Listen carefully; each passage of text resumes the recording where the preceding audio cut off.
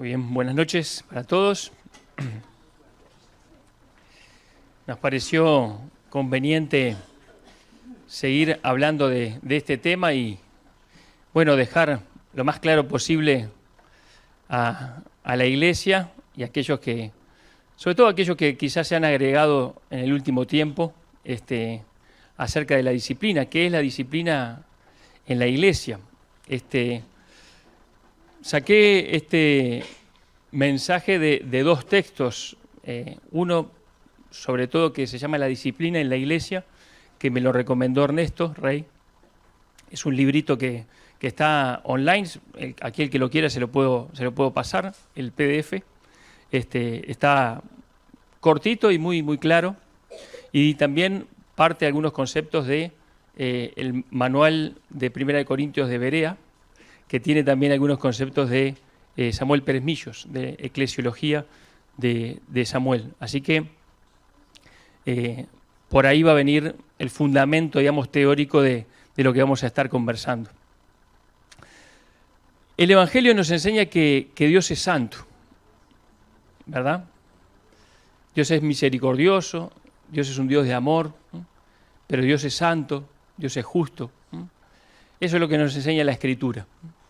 Hay un tipo de evangelio que se predica en algunos lugares que solamente hace hincapié en que Dios es bueno, que Dios es un Dios de amor, que es un Dios perdonador y, bueno, debes creer para ser salvo y el amor incondicional de Dios te perdona. Y es parte de la verdad, ¿no? Es parte de la verdad. Pero no deberíamos hacer hincapié solamente en eso, porque el Evangelio completo bíblico también nos habla de que, como decíamos, que Dios es santo, que cuando nos convertimos Dios nos capacita con su Espíritu Santo para vivir de acuerdo a su voluntad, para vivir en santidad, y que Dios espera de nosotros la santidad. Y pensando de ese punto de vista, la disciplina de la Iglesia es, si se quiere, una extensión del Evangelio, de este Evangelio bien entendido, ¿verdad? Los dos textos que vamos a tomar en cuenta hoy para hablar de este tema es Mateo capítulo 18, versículo 15 al 20, y también 1 Corintios 5. Y yo creo que es importante que lo leamos para conocer bien el fundamento bíblico de la disciplina. Recordar un poco lo que hablaba Abel ese miércoles, ¿no? La disciplina es del Señor, ¿no? El Señor al que ama disciplina, dice, y azota a todo aquel que recibe por hijo, ¿no? O sea que es parte de su amor y de su trato para con nosotros, ¿eh? Si nosotros no disciplináramos, bueno, primero que nada no estaríamos haciendo lo que Dios dice que hagamos, ¿no?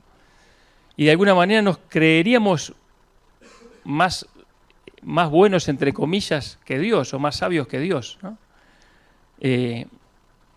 Sin duda que no lo seríamos, ¿no? Porque dice que Hebreos 12:6 que Dios al que ama disciplina. También habla Hebreos 12:10 que Dios lo hace para que participemos de su santidad, o sea que la disciplina produce crecimiento, salud, vida. Y Hebreos 12:11, lo que citaba Pablo hace un ratito, nos habla de que es dolorosa, no es causa de gozo en el momento, pero tiene recompensa, después da fruto apacible de justicia. O sea que la disciplina sin duda que es bíblica, sin duda que es de Dios. La cuestión que estaríamos hablando ahora es cómo es la disciplina, cómo se lleva a cabo la disciplina de la Iglesia. Miren, estos dos textos son bien importantes. Mateo capítulo 18, 15 dice así el Señor. Palabra del Señor Jesucristo. Por tanto, si tu hermano peca contra ti, ve y repréndele estando tú y él solos. Si te oyere, has ganado a tu hermano. Mas si no te oyere, toma aún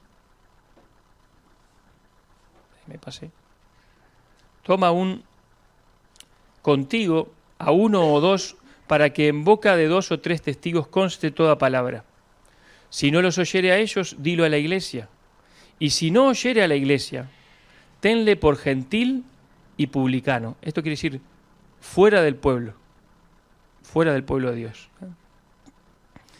De cierto os digo que todo lo que atéis en la tierra será atado en el cielo, y todo lo que desatéis en la tierra será desatado en el cielo.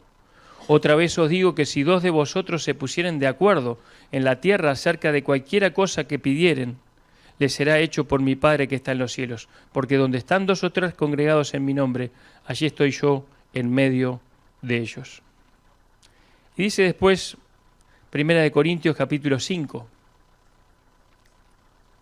Y esto estamos hablando de el texto de donde Pablo habla a la iglesia de Corinto para tratar un caso de inmoralidad bien pesado, ¿verdad?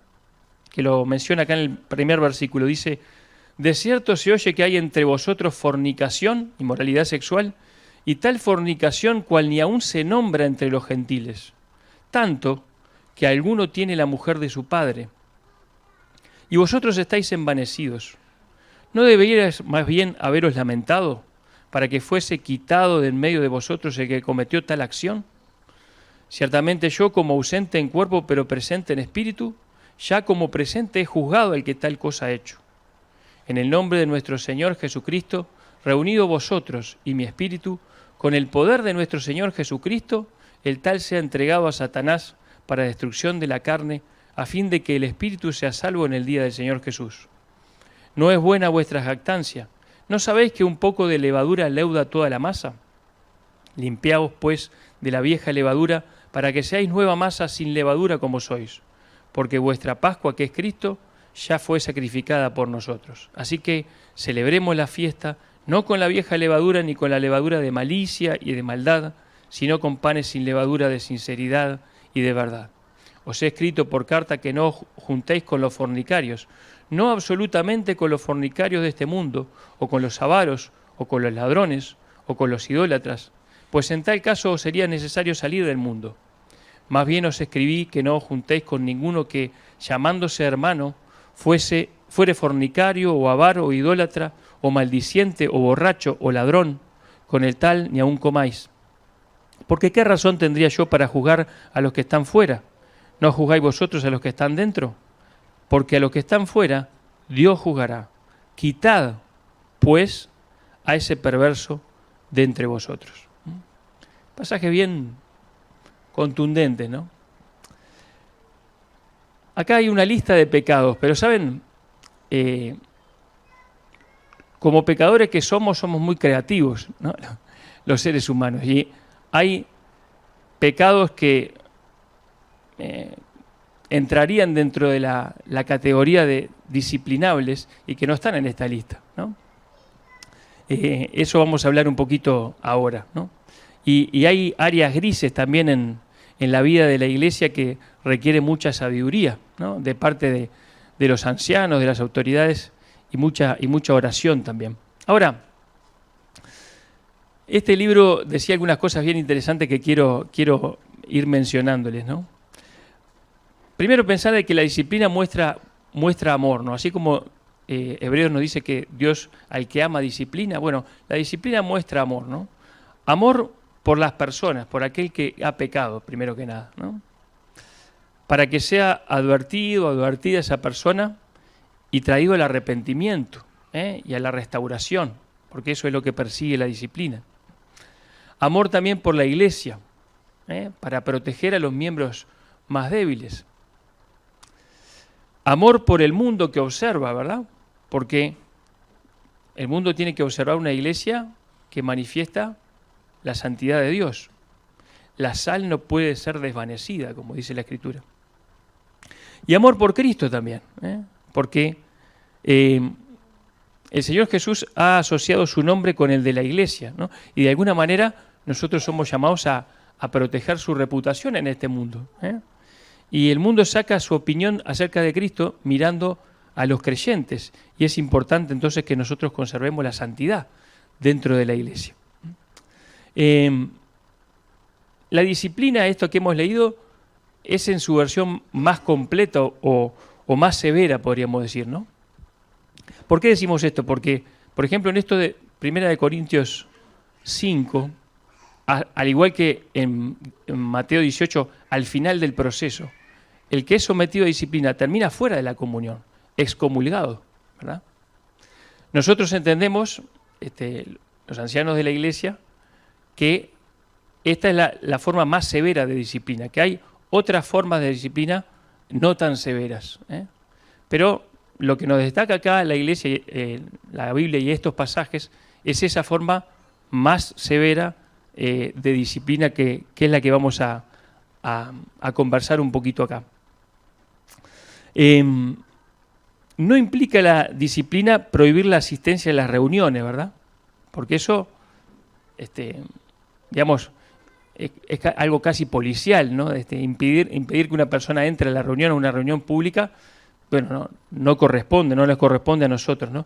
Pero sí es la declaración pública de que la Iglesia, en esta forma, ¿no?, de más dura de disciplina, es la declaración pública de que la Iglesia no puede seguir confirmando la profesión de fe de esa persona. Por eso dice, tenlo por gentil y publicano. Quitad ese perverso de entre vosotros. Son palabras duras, ¿no? En Mateo 18 vemos que Jesús tenía dos preocupaciones o dos grandes principios detrás de lo que Jesús plantea como ese proceso, ¿no? Uno era que el pecador se arrepienta, ¿verdad? Se da una y otra oportunidad a ese pecador que había cometido un pecado interpersonal, ¿verdad? Aunque se puede también aplicar a cosas que no sean interpersonales, ¿no? Pero había pecado contra otra persona y se le da esa oportunidad. Primero, persona a persona. Después con 2 testigos. Y después frente a la iglesia. O sea, se le dan 3 oportunidades para que se arrepienta. Si no se arrepiente, si muestra que es impenitente, quiere decir que no está ni ahí con arrepentirse, termina excomulgado. Termina en esa situación de disciplina severa. O sea que el Señor quería que el pecador se arrepintiera en ese proceso. Y también se ve que una noción del Señor de que los implicados en producir ese arrepentimiento sean los menos posibles, ¿no? Se ve como un orden creciente, ¿no? Primero es persona a persona, después es con 2 testigos, ¿no? Después es frente a toda la iglesia. La base de todo esto es que la iglesia debe ser diferente al mundo, ¿no? La iglesia es diferente al mundo. Luego de una serie de advertencias de gracia, si no se arrepiente, queda fuera de comunión. Ahora, en 1 Corintios capítulo 5, es un caso un poquito diferente, ¿no? Porque es un caso de una persona que estaba cometiendo un acto de inmoralidad tan flagrante que era escandaloso hasta para los que no eran creyentes, ¿no? Y miren que la ciudad de Corinto, como hemos estudiado los domingos de mañana, era una ciudad entregada a la inmoralidad, ¿no? Pero esta persona que tenía relaciones sexuales con la mujer de su padre, y los corintios, bueno, lo aceptaban así como que estaba todo bien, ¿no? Bueno, eso fue lo que llevó al apóstol Pablo a escribir esta forma de tratarlo, ¿no? Y el apóstol Pablo dice eso, ¿no? Están envanecidos, o sea, lo están pasando por alto, algo que no deberían pasar por alto ni un segundo, ¿no? Dice, tendrían que haberse lamentado de ese pecado, ¿no? Tiene que ser quitado de en medio el que cometió tal acción, y dice, júntese, reúnase en la iglesia, y solemnemente hacían esto, ¿no? Expulsaban a esa persona, lo excomulgaban, o sea, lo disciplinaban en esa forma severa, y sea entregado a Satanás para destrucción de la carne. Esto es medio difícil de entender a qué se refiere, pero digamos, la mayoría de las opiniones están diciendo que esa persona quedaba fuera de la cobertura, digamos, de la iglesia, digamos, como de la protección, ¿no? Esa persona podía terminar en una disciplina física inclusive la muerte, ¿no? Podía llegar a morir, aunque su espíritu iba a ser salvo, ¿verdad? La salvación no la iba a perder, porque la salvación es para siempre, ¿no? Iba a ser salvo más así como por fuego, probablemente. Ahora, 5 propósitos de la disciplina según 1 Corintios 5, ¿no? Primero, exponer el pecado, ¿no? Para poder eliminarlo, para poder quitarlo de en medio, ¿no? Segundo, advertir a todos acerca de la justicia de Dios y del juicio venidero. O sea, Dios no pasa por alto el pecado, a Dios no le da lo mismo, no hace la vista gorda. En tercer lugar, pretende salvar, ¿no? Es el último recurso para llevar a alguien al arrepentimiento y librarlo de la destrucción. En cuarto lugar, proteger, ¿no? Porque el pecado se puede extender como una infección. Por eso dice, un poco de levadura leuda toda la masa. Ustedes no pueden dejar que esto quede ahí y tener comunión con eso. No es así, ¿no? Tienen que quitarlo del medio, proteger al resto de la iglesia. Y en quinto lugar, mostrar un buen testimonio de Cristo a la sociedad, ¿no? Conservar a la sal salada, ¿no? Como dice. El evangelio diluido, ese que hablábamos al principio, solamente habla de perdón y de amor incondicional, ¿no? Ahora, de esa manera, el pecado crece sin confrontarse y las iglesias se asemejan al mundo. Pero Dios prometió que el perdón, a través de la obra de su Hijo, y también una nueva naturaleza, obediente a su voluntad, a través de la obra del Espíritu, ¿no? Y la disciplina tiene que verse en ese marco, ¿no? Ahora, fíjense cómo es necesaria la sabiduría en la aplicación de la disciplina, ¿no? Porque tampoco cualquier pecado termina en disciplina, ¿no? Uno dice, bueno, siempre, por ejemplo, todo pecado es pecado, ¿no? La mentira es pecado. Ahora, no cualquier mentira es causa de disciplina. Por otro lado, digo, alguien que se llame cristiano y que viva una vida de mentira y edifique toda su vida en mentira y lo único que hace es mentir, bueno, ahí está complicado, ¿no? Ahí es otra cosa. ¿Qué es un creyente? Quiero leerles esto que me pareció bien interesante, ¿no? Un cristiano es alguien que ha sido perdonado y unido a Dios por medio del nuevo pacto en la sangre de Cristo. Alguien a quien se le ha dado una nueva naturaleza por el Espíritu Santo. Alguien que tiene una nueva familia, que es miembro de esa familia, que representa a Jesús en este mundo. Y el mensaje del bautismo y de la cena del Señor es lo que está afirmando, ¿verdad? Dios quiere que estemos separados del mundo, que seamos santos porque Él es santo. Un cristiano es de alguna manera un embajador de Dios en el mundo. Y Jesús ha concedido una autoridad a la iglesia local de declarar quién está en esa categoría, ¿no? Y eso sería ser un miembro de la iglesia.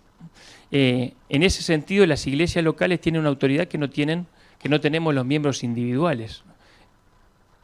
¿Por qué le digo esto? Bueno, yo no puedo bautizar a una persona en mi casa, por ejemplo, ¿no? No tengo esa autoridad. Esa es la autoridad de la iglesia local. Y al decir, te bautizamos, estamos diciendo, reconocemos que tú eres creyente, que tú eres de Dios, que perteneces al reino de Dios, ¿no? Da un ejemplo que me pareció bien interesante. La iglesia es como una embajada, dice, ¿no? Si tu pasaporte caduca cuando estás en un país extranjero, le pedís a la embajada de tu nación que renueve tu pasaporte. Es decir, que la embajada tiene una autoridad que tú como ciudadano individual no tienes, ¿no? Esa autoridad, de alguna manera, le fue dada por Cristo a la iglesia local, ¿no? Ser miembro de una iglesia es una declaración de ciudadanía del reino de Cristo. Es la declaración de que esa persona que profesa ser creyente es realmente representante oficial de Cristo, podríamos decir, ¿no? Cuando uno es reconocido como miembro de la iglesia está diciendo así, ¿no? Reconocemos como válida tu profesión de fe, tu bautismo y tu discipulado con Cristo y confirmamos públicamente que perteneces a Cristo y aceptamos la supervisión mutua de nuestra comunión. No es cualquier cosa decir que uno es miembro de la iglesia, ¿no? La persona que es miembro, ¿no? Cada uno de nosotros estamos diciendo, en la medida que la iglesia se somete a la autoridad de la palabra, yo someto mi asistencia y discipulado a vuestro amor y supervisión. Es decir, que de esa manera hay que considerar a un miembro, ¿no? Las premisas fundamentales de un miembro, decía que son las siguientes. Primero, la expectativa de ser transformado, ¿no? Nosotros, cada uno como miembros, vamos creciendo en la fe, ¿no? Vamos siendo transformados a la imagen de Cristo. En segundo lugar, tenemos la tarea de representar a Cristo en esta tierra, como decíamos, ¿no? Y en tercer lugar, reconocemos la autoridad de la iglesia local, ¿no? Siendo miembros, nos sometemos a esa iglesia local, ¿no? La disciplina en tal caso, entonces, se trata de pedirle a las personas que sean lo que declaran ser. ¿Se dan cuenta de eso? Si vos decís, sos miembro de la iglesia, declaraste que sos un hijo de Dios, una hija de Dios, la disciplina te dice, bueno, no te estás comportando así, ¿no? ¿En qué momento es necesaria la disciplina de la iglesia? Gran pregunta, ¿no? Bueno, en el momento en que un discípulo se aleja del camino cristiano a causa del pecado, ¿no? Es como que se abre una brecha entre nuestra profesión de fe y nuestra vida, ¿no? Y aquel que supuestamente representaba a Jesús deja de representarlo. A veces la disciplina puede ocurrir en forma privada, ¿no? Un hermano peca, los ancianos van y hablan con él, con ella, ¿no? Con amor, con discreción. Esta persona se arrepiente y, bueno, todo queda en eso, ¿no? Pero en otras ocasiones el proceso se desarrolla más formalmente, más públicamente. A esto se le llama más la disciplina de la iglesia. No se trata tanto de si entra en alguna lista de pecados, ¿no? Sino la pregunta que hay que responder es esta. ¿Puede seguir afirmando la iglesia públicamente que la profesión de fe de esta persona es válida? ¿Es creíble? Entonces, disciplinar, o sea, la iglesia debería disciplinar a aquel o aquella que vive felizmente en un pecado consciente, ¿no? Como pasaba acá en 1 Corintios capítulo 5, ¿no? Estaba en un pecado flagrante, consciente, y no pasaba nada, ¿no? No había testimonio de que el Espíritu Santo lo hiciera sentir incómodo y los deseos de la carne estaban ahí a flor de piel en esa persona, ¿no? De alguna manera, entonces, la iglesia lo que está diciendo es, bueno, la verdad que no podemos decir que esta persona, la profesión de fe de esta persona sea creíble, ¿no? Debe ser pública, en este grado máximo estamos hablando, ¿no? De excomulgar, debe ser pública cuando los pecados son visibles, graves e impenitentes, ¿no? Piensen, por ejemplo, en este ejemplo tan claro de 1 Corintios, ¿no? Visible y manifiesto, o sea, no puede ser un rumor o una sospecha, ¿no? Es algo claro, demostrado, ¿no? Grave, ¿a qué nos referimos con grave? Un pecado que destruye de manera más rápida y visible al pecador, a la iglesia, al nombre de Cristo o a otras personas. Eso es un pecado grave, ¿no? Impenitente cuando es no arrepentido, es decir, cuando la persona rechaza abandonar el pecado ante la exhortación, ¿no? Por eso decimos que básicamente cualquier pecado que uno mantiene puede terminar en excomunión, ¿no? En disciplina, en ese proceso que Jesús planteó en Mateo 18. Por eso en 1 Corintios 5, como el pecado es tan flagrante, tan grave, no hay proceso. ¿Vieron?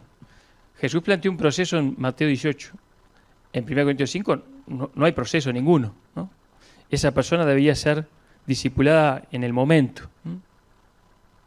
Es más, al no disciplinarlo, los corintios estaban de alguna manera probando sus actos en lugar de condenarlos, y eso no lo podían hacer, ¿no? Ese hombre fue excluido de la membresía por ser característicamente impenitente, ¿no? Estaba ahí viviendo en el pecado, en fornicación, con la mujer de su padre, y parecía que no, el Espíritu Santo no le decía nada, ¿eh? Esa persona entonces fue disciplinada, puesta aparte. De alguna manera el proceso que Jesús plantea en Mateo 18 pretende demostrar si esa persona es impenitente. Impenitente quiere decir que no se arrepiente, ¿no? O sea, primero mano a mano, después con 2 testigos, después ante la iglesia, y de esa manera se demuestra si está en un pecado impenitente, ¿no? El abordaje, decía por acá, que de estas cuestiones debe ser el pecado, considerar el pecado y considerar si hay o no arrepentimiento. Ahora, hay pecados que uno realmente no esperaría que un verdadero cristiano cometiera, ¿verdad? Uno puede decir, bueno, cualquier pecado es pecado, es verdad, ¿no? Pero hay pecados que por su naturaleza, uno dice, si esa persona hace eso, yo no sé si es cristiana, no le pasa eso, han pensado eso, ¿no? Por ejemplo, ¿no? Un pecado de abuso sexual, ¿no? Un pecado de un patrón de violencia doméstica, ¿no? Un pecado de doble vida, de engaño, ¿no? O sea, cosas que cuando pasa uno dice, pero esto es tan grande que no se puede. Si esa persona viniera y dice, estoy arrepentido, no es así tan fácil, ¿no? No es creíble un arrepentimiento ligero en tal caso, ¿no? Sino que debe haber un fruto visible de arrepentimiento, ¿no? Entonces, acá planteaba 3 principios, ¿no? Que me parece bien interesante también. Dice, si la iglesia está convencida de que determinada persona que ha hecho un pecado, ¿no?, está genuinamente arrepentida, no se tiene que aplicar ninguna forma de disciplina, ¿no? Ahora, si la iglesia está convencida de que esa persona es característicamente impenitente, ¿no?, como el de 1 Corintios 5, se debe aplicar la disciplina. Y cuando el pecado es tan indicativo de falsedad de la profesión de fe de esa persona, bueno, la iglesia, la congregación, es incapaz de creer una declaración de arrepentimiento ligera, ¿no? Y en ese caso también se debe aplicar la disciplina por un periodo de tiempo, por lo menos hasta que se vea el fruto de arrepentimiento. Los verdaderos creyentes lamentan su pecado, ¿no? Tienen hambre y sed de justicia, ¿no? Eso se refiere a la vida personal de uno, no solamente justicia hacia afuera, ¿no? Entonces, los principios generales serían estos, ¿no? Primero, que se participe el mínimo posible de personas en el proceso. Después, que los líderes de la iglesia dirijan el proceso, ¿no? Los ancianos. Después, la duración del proceso depende de cuánto tiempo es necesario para confirmar que hay genuino arrepentimiento. No se puede decir tanto tiempo o cuánto tiempo. En algunas personas será rápido, en otros será más tiempo, ¿no? Ahí es necesaria la sabiduría del Señor, ¿no? Las personas deben recibir el beneficio de la duda, ¿no? Hay que confirmar los hechos, no se basa de suposiciones o rumores, ¿no? Y los ancianos, cuando es algo grave, público, deben involucrar a la congregación e instruirla. Eso en cuanto al proceso de disciplina. Uno diría, bueno, Dios quiera que no se dé nunca en la congregación, pero sabemos que se da, ¿no?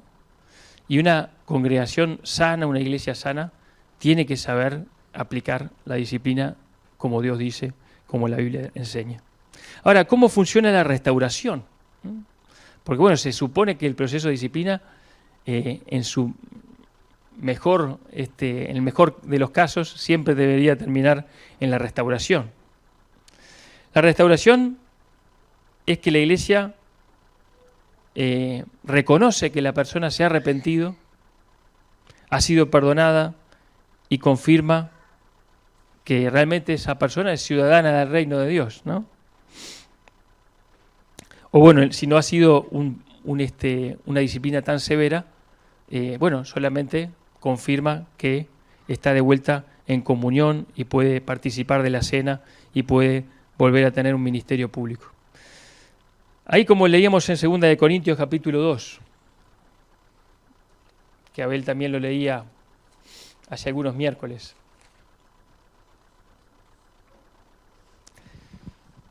Acá había un caso, no sabemos si era la misma persona u otra, pero había un caso acá de una persona que estaba arrepentida, ¿no? Y dice el versículo 6, le basta a tal persona esta reprensión hecha por muchos. Así que al contrario, vosotros más bien debéis perdonarle y consolarle para que no sea consumido de demasiada tristeza. Por lo cual os ruego que confirméis el amor para con él. Porque también para este fin os escribí para tener la prueba de si vosotros sois obedientes en todo. Y al que vosotros perdonáis, yo también, porque también yo lo he perdonado. Si algo he perdonado por vosotros, lo he hecho en presencia de Cristo, para que Satanás no gane ventaja alguna sobre nosotros, pues no ignoramos sus maquinaciones. O sea que cuando se cumple ese proceso y esa persona se arrepiente, es penitente, quiere decir, la persona es verdadero creyente, es una verdadera creyente, se lamenta en su pecado, se ha arrepentido, quiere volver a estar con la iglesia, quiere volver a participar, a servir, a participar en la cena, ¿no? O sea, es alguien que realmente pecó, se equivocó, erró el camino, pero se arrepintió, Dios lo ha perdonado, ¿no? Ha sido restaurada, ha dado frutos dignos de arrepentimiento. Entonces, la iglesia, ¿qué tiene que hacer? Perdonarle, consolarle, confirmar su amor para con ella, ¿no? Y esto, si se hizo públicamente, tiene que ser hecho públicamente también, ¿no? Y todos debemos participar en eso, como el hijo pródigo, ¿no? Cuando volvió, se hizo una fiesta. Decía, el otro día Pablo hablaba de esto, ¿no? Cuando volvió, el hijo pródigo estaba ahí queriendo comer de los chanchos, pero volvió y se le puso el vestido, se mató el becerro gordo, se le puso de vuelta el anillo, el calzado, ¿no? Y todos se alegraron, menos el otro hijo que no la tenía para nada clara, ¿no? No seamos como el otro hijo, ¿no? Nosotros debemos alegrarnos y entrar a la fiesta cuando eso pasa. La restauración entonces se aplica cuando el pecador se arrepiente y la iglesia está convencida de que el arrepentimiento es real porque los miembros ven fruto en la vida de esa persona, ¿no? Y de esa manera entonces vuelve a la comunión, vuelve a la participación de la cena y vuelve también a los ministerios. Sin duda que mucha sabiduría se precisa en estos temas, ¿no? Pero es importante que la iglesia lo maneje y todos sepamos que es algo del Señor y que el Señor nos pide a nosotros que seamos santos como Él es santo y siempre tenemos que conservar esa santidad dentro del cuerpo de Cristo, ¿no? Porque tenemos que representar a Cristo en este mundo. Así que, hermanos, eso era lo que tenía para compartir. Que el Señor añada su bendición a su palabra.